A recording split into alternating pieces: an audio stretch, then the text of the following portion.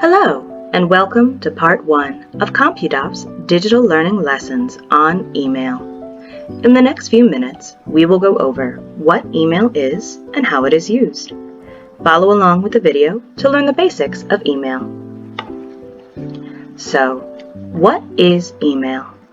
Email is an electronic way to send or receive personal and/or business-related messages on the computer, including text and pictures. How does email work? Think of email like the postal service.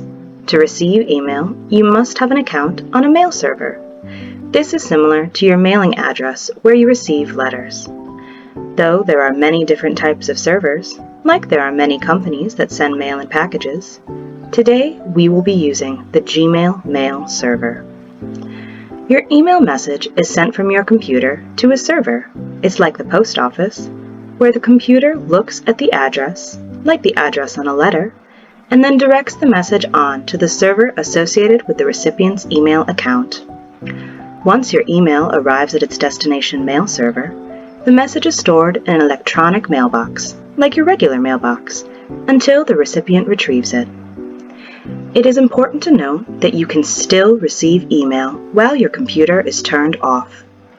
The mail server collects and stores your incoming email until the next time you access your email by opening your mailbox and downloading your messages. To receive emails, you will need an email account and an email address. Additionally, if you want to send emails to other people, you will need to obtain their email addresses.